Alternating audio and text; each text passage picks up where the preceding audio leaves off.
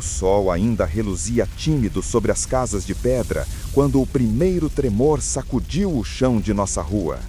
Foi como se o próprio coração de Vesúvio pulsasse sobre nossos pés, enviando um alerta que ninguém queria reconhecer. O cheiro de terra molhada invadiu as portas abertas das tavernas, misturando-se ao perfume das flores que ainda enfeitavam os jardins das casas mais abastadas.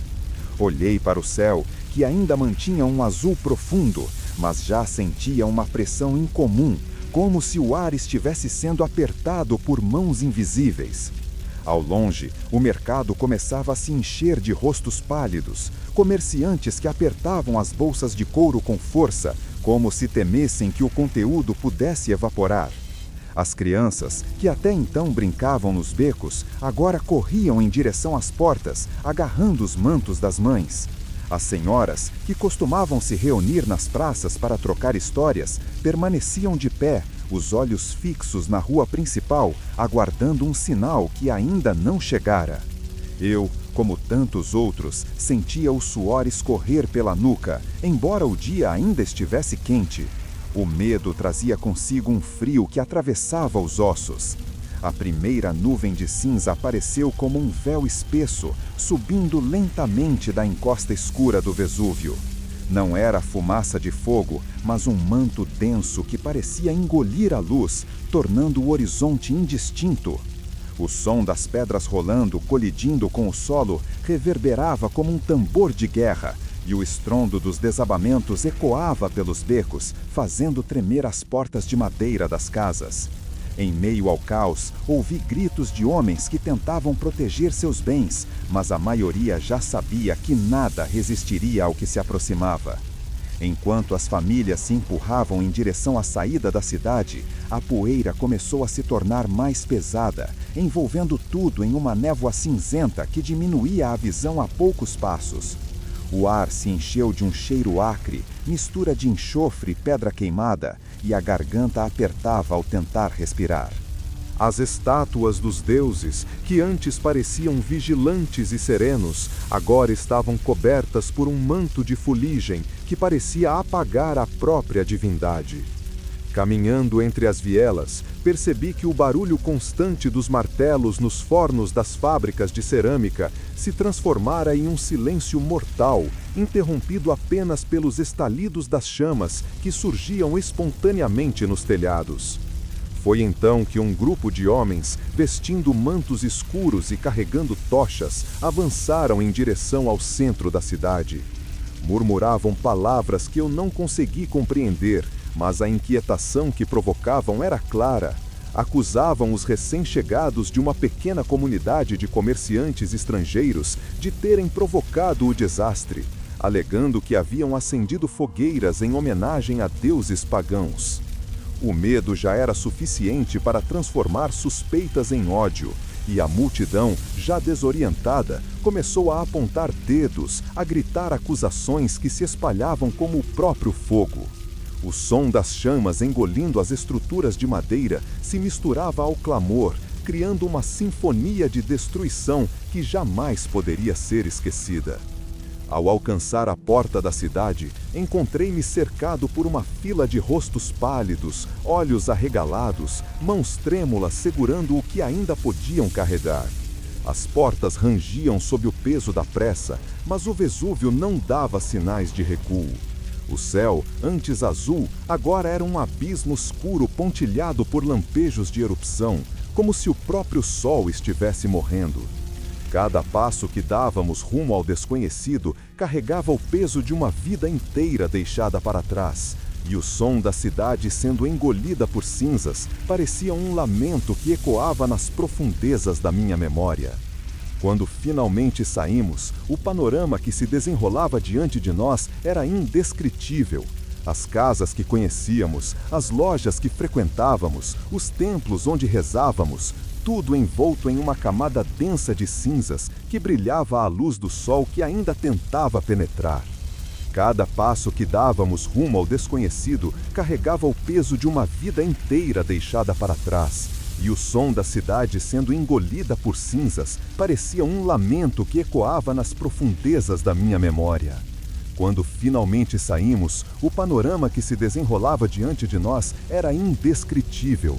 As casas que conhecíamos, as lojas que frequentávamos, os templos onde rezávamos, tudo envolto em uma camada densa de cinzas que brilhava à luz do sol que ainda tentava penetrar. O vento levantava a poeira, espalhando-a como se fosse um aviso para quem ainda ousasse permanecer. Eu, com o coração ainda acelerado, olhava para trás, tentando gravar na mente cada detalhe, pois sabia que aquele seria o último dia em que a cidade teria um nome que ainda reconhecíamos. A jornada que se iniciava era, ao mesmo tempo, de fuga e de lembrança.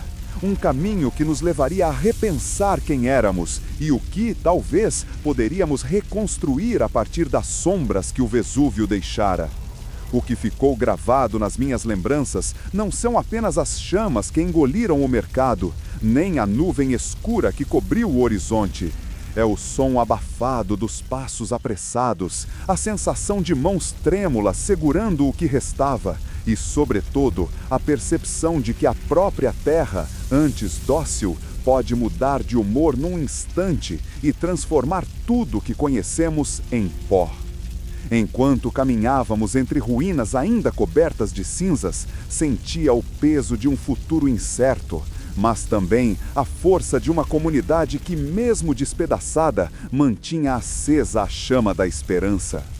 Cada olhar cruzado, cada palavra sussurrada ao vento, carregava o desejo de não deixar que o medo nos definisse, mas que nos servisse de lição para reconhecer a fragilidade da vida e a necessidade de cuidar do mundo que nos sustenta.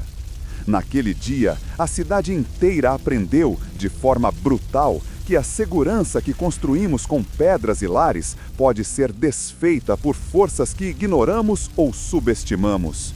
O Vesúvio, ao erguer-se como um gigante adormecido, mostrou que a natureza não aceita complacência. Ela exige respeito, vigilância e humildade. Não foi apenas o fogo que consumiu as casas, mas a arrogância de quem acreditava que o futuro estaria garantido enquanto o presente fosse preservado. O medo que se espalhou, alimentado por suspeitas e acusações, revelou como o caos pode transformar vizinhos em inimigos e como o discurso de culpa pode ser tão destrutivo quanto o próprio vulcão. Entretanto, entre o ruído das explosões e o silêncio que se instalou quando o último suspiro de fumaça se dissipou, nasceu um outro tipo de voz.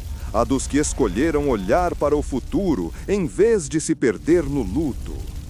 Esta voz não negou a dor, mas a transformou em energia para reconstruir, para lembrar que as pedras que caíram podem, um dia, tornar-se alicerces de novas ruas. Cada fragmento de cerâmica quebrada, cada coluna partida, carrega consigo a possibilidade de renascimento, como sementes que aguardam o solo fértil para germinar. O verdadeiro aprendizado, então, não reside apenas na lembrança do desastre, mas na capacidade de extrair da devastação a semente da resiliência. Quando os primeiros dias de fuga deram lugar à estada temporária nas colinas, percebi que o que realmente nos salva não são as paredes que erguemos, mas a memória coletiva que nos une. A cidade que desapareceu sob a cinza ainda vive nos gestos, nas histórias que contamos ao redor das novas fogueiras, nos olhares que se cruzam em busca de sentido.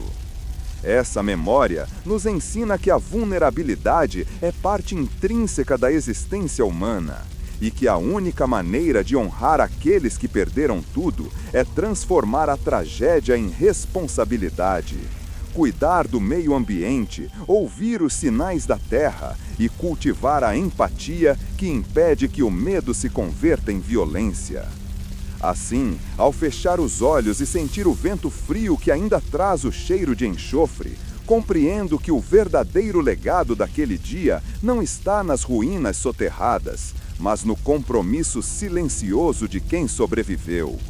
O Vesúvio pode ter apagado paredes e mercados, mas não apagou a capacidade humana de se reinventar.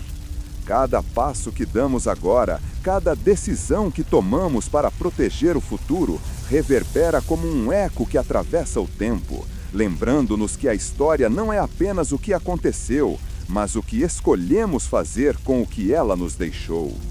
Portanto, a prática verdadeira começa agora. Olhar para o mundo com olhos mais atentos, agir com coragem diante do desconhecido e construir, sobre as cinzas do passado, um futuro que reconheça a força da natureza e a delicadeza da vida humana. Que a lembrança de Pompeia nos sirva como um farol, não de temor, mas de responsabilidade, inspirando cada geração a viver com reverência,